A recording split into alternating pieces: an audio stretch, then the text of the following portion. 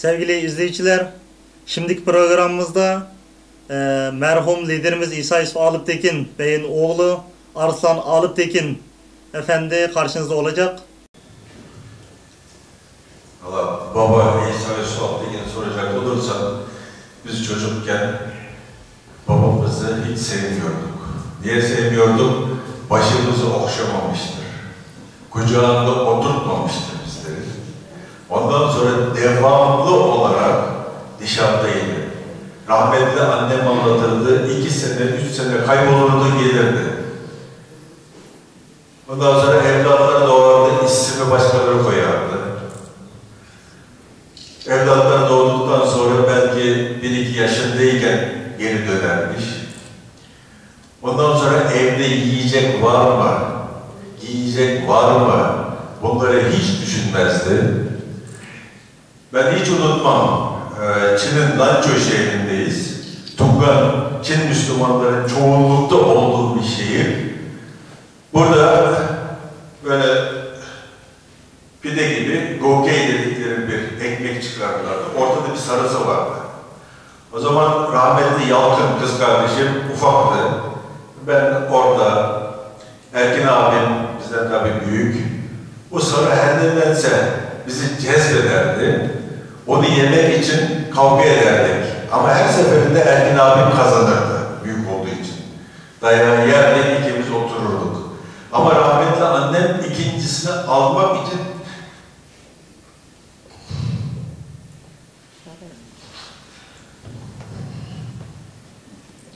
özür dilerim. İkincisini almak için parası yoktu.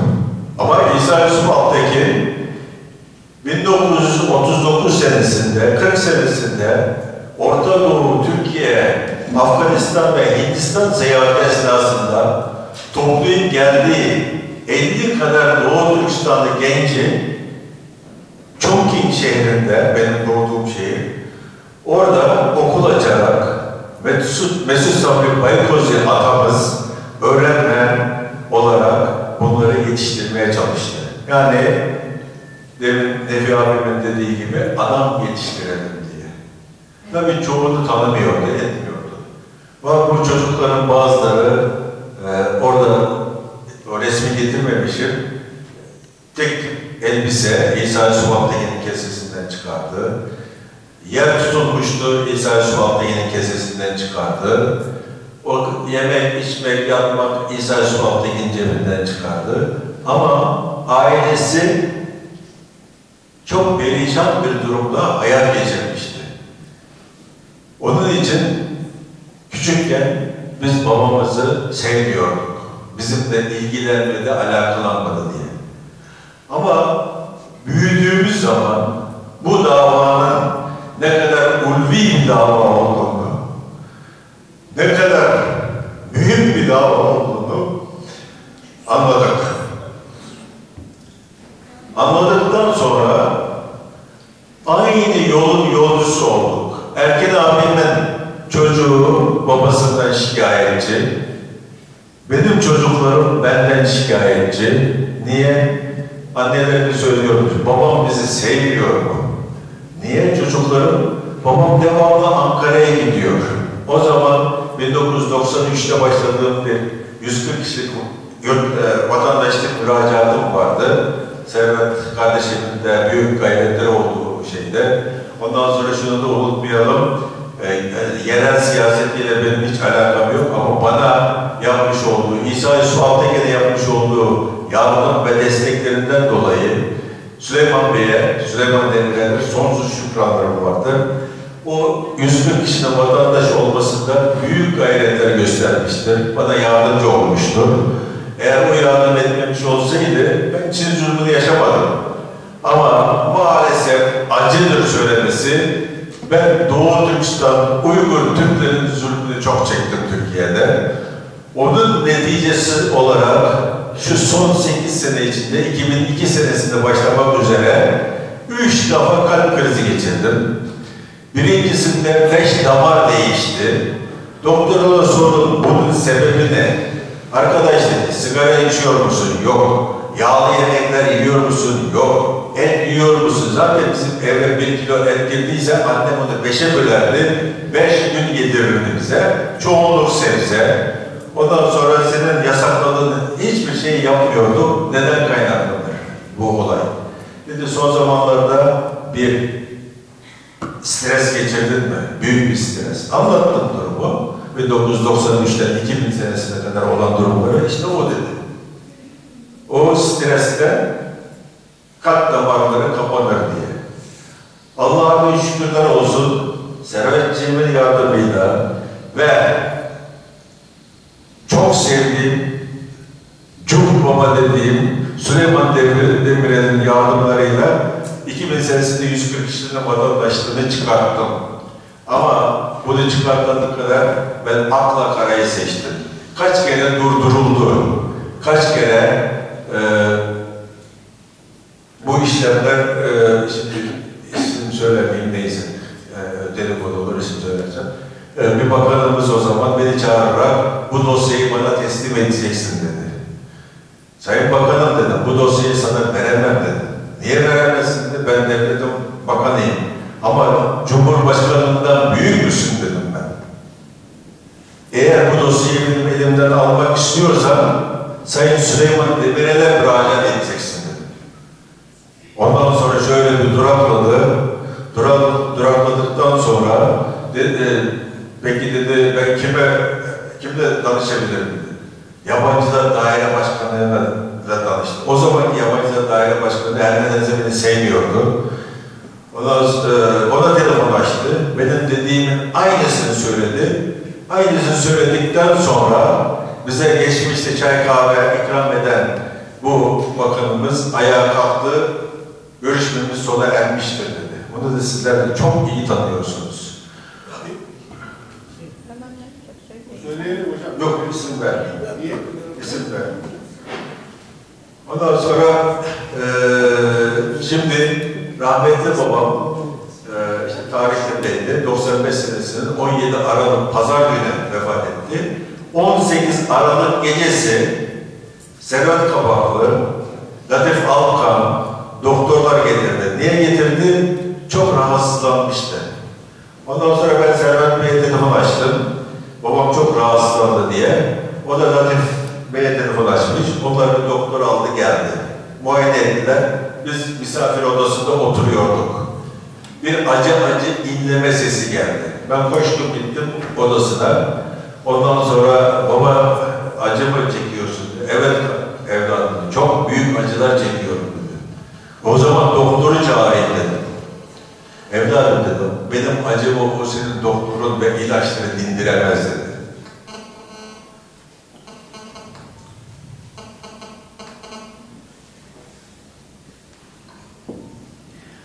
Aziz vatan ne olacak ve sevgili millet ne olacak derdindeydi. Ölüm düşlerindeydi. Biraz sonra kollarında vefat etti. Allah'tan Servetciğim yanımdaydı. Latif de yanımda ve vefat etti.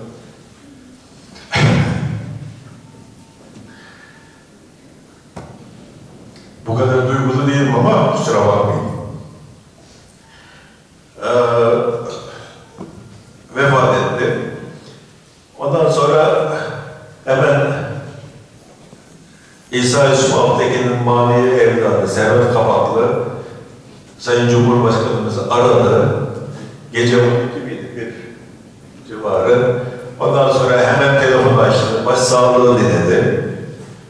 İşin garibi ertesi sabah pazartesi saat 10 civarında kapı zili çalındı. Ben de işte başsağlığında gelenler diye kapıyı açtım. Bir baktım genç bir polis. Arslan Altekin'i arıyoruz. Benim dedim. Şunu imzalayın. Bir tebligat. 140 kişi yurt dışı edilecekti. Şimdi ben buna mı ağlayacağım, babamın vefatını mı ağlayacağım? Ne yapacağım? Hemen aklıma babam geldi. Telefon açtım. Zaten rahmetli Necdet Seçkin abimize tavsiye etmişti. Arslan ne zaman telefon edeceksin, derhal bağlayacaksın, Çankaya gelsin, derhal yukarıya alacaksınız diye. Telefon açtım, hemen bağlandılar. Ne oldu dedi, böyle böyle. Polisi çağır dedi. Genç polisi çağırdım, içeri girdi. Sesini duyar duymaz hazır olmaz yedi geçti genç. Ondan sonra baş üstüne Cumhurbaşkanım, baş üstüne Cumhurbaşkanım. Ondan sonra telefonu bana verdi. Seninle konuşacağım Cumhurbaşkanım dedi. Merak etme dedi, onu halledeceğiz dedi. Rıdvan Genişer valimizdi. Birazdan gelecek yanına dedi. Veya telefon açacak dedi. Ben ona talimat vereceğim. Valimiz hemen telefon açtı. Arslan dedi, bir münasebetsizin birisi o işleri yapmış, bizim haberimiz yok. Ben geliyorum, sen hiç merak etme o işleri biz halledeceğiz dedi. Allah razı olsun dedik. Gene de benim kendi Uygurlarımın şikayeti neticesinde bu işler oluyor, gerçekleşiyor. Neyse, şimdi bir iki şeyi temas etmek istiyorum. İsa Şuab'dakini dediğim gibi çocukları sevmiyordum ama sonradan aynı davanın davacısı olduk. Hareket etmeye başladık. Şimdi sonundan başladık. Aziz vatanımız Doğu Türkistan'ı kaybetmenin ve istiklalini görememenin derin ızdırabı içinde çile dolu bir hayattan sonra aziz vatan ne olacak, sevgili millet ne olacak diye üzüntü dolu gözyaşları içinde bu dünyadan göçüp Yüce Allah'ın rahmetine kavuştu. 17 Aralık 1995. Milli kurtuluş davamız hala devam ediyor. ızdırap hala devam ediyor. Bu biraz uzun ama onu okumak istemiyorum hepsini. Şimdi İsa Yusuf Altekin uğrunda hayatının son devrine kadar mücadele verdiği iddiaları şunlardı. Bir, Doğu Türkistan'ı Çin esaretinden kurtarmak için mücadele etmek ve bunun için de dünya kamuoyu oluşturmak. Bunu yaparken Rus istilasına da mani olmak. Üç, Büyük Asya kıtasının ortasında ve dünyanın gözlerinden uzakta unutulmuş Doğu Türkistan'ı mazideki şahşalı medeniyeti, kültürü ve bütün cepheleriyle dünya kamuoyuna tanıtmak. 4. Rus esiri Batı Türkistan, Azerbaycan, Kuzey Kafkasya, İdil-Ural gibi Müslüman Türk ülkelerinin kuruluşunun ve İslam dünyasına faydalı olmak. Çin ve Rus eseri Müslüman Türk'ün halen içinde bulunduğu feci durumu, uğradığı komünizm afetinde hakiki çehresiyle Asya, Afrika ve bütün dünya Müslümanlarını açıklamak. 6. Komünizm tehlikesinin büyüklüğü karşısında bulunan bütün İslam dünyasını ciddi bir surette ikaz etmek. Maalesef biz 70'te dünya seyahatine çıktığımız zaman İslam alemi babamla ikimize vize vermemiştir. Pakistan da vermemiştir. Fakat Hindistan bizi kırmızı halıyla karşılamıştır. Ashoka dedikleri 5 yıldızlı otelde bizi misafir etti. Bunu anlatayım ben size. Bizi havaalanında karşıladılar. Hindistan Dışişleri Bakanlığı'nın mensupları. Doğru Yeni Delhi'deki Ashoka Oteli'ne götürdüler. Muazzam bir otel. Oraya indik. Odaya çıkarttılar. Babamla ikimiz oturuyoruz. Oğlum dedi, biz buranın bir günlük ücretini senle ikimiz 5 sene burada bulaşık yıkasak ödeyemeyiz dedi. Onun için sen eski Delhi'ye git, orada eski kaldığımız otellerle bak, ucuzdur orası, oradan bir yer ayırttır dedi.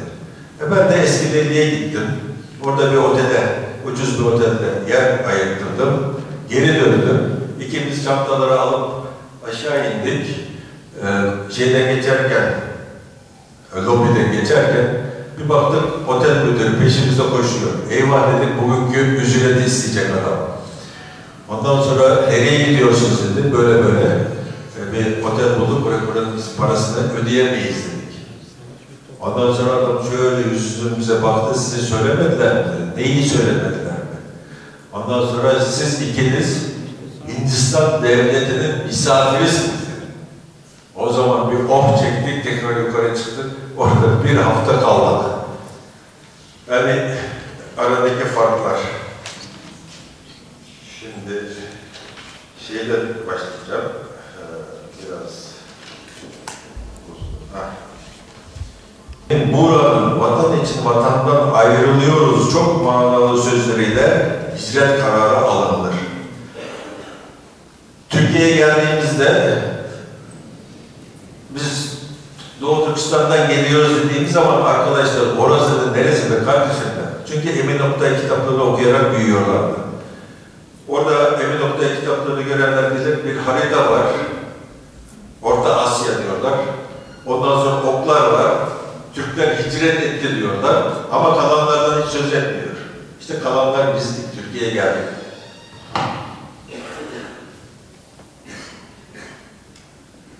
Böylece Doğu Türkistan'da yeni bir hicret yolculuğuna dökülür.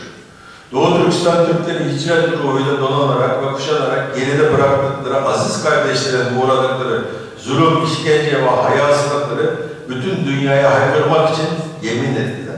Bundan dolayı bu zorlu yolculuğa katlanarak çıkabilmelerinin esas sebebi gayelerinin pak ve imanlı olmasından kaynaklanmıştır. Ben de hala düşünüyorum, 2 ay süren o yolculuğu biz nasıl aşıp çıktık? Nasıl donarak ölmedik? Bir sürü donmuş insanları gördük. Yiyecekler bitti, gıdamız bitti. Ne yapacaktık? Aç mı kalacaktık? Büyüklerimiz ölmüş olan atların leşlerinden kestikleri etleri elimize sıkıştırırlardı. Onları biz çiğniye çiğniye yolculuğu tamamladık. Ve çok zorluklar çektik. Onu anlatmak için çok insanlar kitap yazdı. Edebiyatçı olmadığımız için yazamadım. Başladım, yarıda kaldı. İnşallah onu bitirmeye çalışırız. Allah kısmet ederse. Çok güzel bir şey olacak zannedersem. Ondan sonra bazıları diyor vatandan kaçtılar. Vatandan asla kaçmadılar. Vatan ve millet için hizmetlerini ölü olarak devam ettiremeyeceklerini idrak ettikleri ve bu hizmetlerin devam etmesini arzu ettikleri için hicret yolculuğuna çıkmaya hüküm giydiklerini vatan için vatandan ayrılmış şiarıyla ilan ettiler dünyaya. Hindistan'a geldik. Allah razı olsun, Hindistan hükümeti çok iyi baktı bizlere. Fakat dedi ki, Çin çok büyük baskılar uyguluyor. Bunun için bir 3. ülke bulup çıkıp gidin. Onun için de demin söylediği gibi İsa Şuab'daki önce Mısır'a, sonra önce Suudi Arabistan, sonra Mısır'a, ondan sonra Türkiye'ye geliyor. Mısır'la Suudi Arabistan'la Mısır kabul etmiyor, red cevabı veriyor. Fakat Mehmet Emin Buğra liderimiz de İsa Şuab'daki biliyorlardı. Eğer Türkiye'ye geldikleri takdirde Türkiye kabul edecek ve Türkiye'ye geliyorlar. O zaman 1939-1940 senesinde geldiği zaman tanıştığı milliyetçi Türkçü arkadaşlarını buluyor. Onların yardımlarıyla Dışişleri Bakanlığı'na gidiyorlar ve ondan sonra Büyük Millet Meclisi Refik Koral'dan Bey'e gidiyorlar. Refik Koral'dan Bey de Cumhurbaşkanımız Celal Bayar'a takdim ediyor babamı. Celal Bayar rahmetli Cumhurbaşkanımız Başbakan Adnan Menderes'e söylüyor ve karar çıkıyor. 1850 kişi Hindistan'a ve Pakistan'a gelen Uygur ve Kazaklar İskamlı göçmen olarak Türkiye'ye kabul ediliyorlar. Kabul ediliyorlar ama Hindistan'dan Türkiye'ye gelmek lazım. Maddi imkanları yok hiçbirisinin.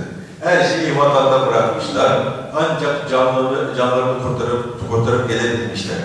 Tibet üzerine gelenler orada çarpışa artık sayılarını ben bilmiyorum, belki Saadet Hanım bilirler.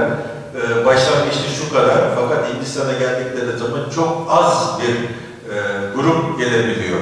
Ve o sırada Hindistan hükümeti onları derhal kabul etmiyor Çin baskısından dolayı. Mehmet Emin Buğra ve İsa Şuab'dakinin bütün gayretleriyle bunlar Hindistan'a kabul ediliyorlar. Ve demin dediğim gibi Hindistan'dan Türkiye'ye gelmek lazım. Maddi imkan yok. Babam tekrar yola çıkıyor. İslam aleminde dolaşıyor. Bunlar için şu kadar para lazım, yol masrafı. Türkiye ödesin diyorlar. O kabul ettiyse o ödesin. Ondan sonra Lübnan'da zannedersem tam unuttum bir şeye rastlıyorum. Bu Birleşmiş Milletler'in mensuplarından bir tanesine. Diyor ki İsa diyor en güzel yer diyor Dünya Kiliseler Birliği diyor. Sen oraya bir müracaat et bakalım diyor.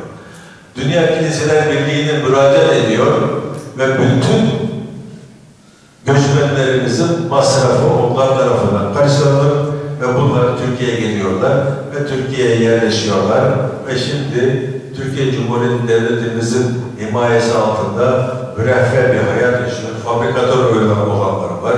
Hala fakir olanlar da var. Onlardan bir tanesi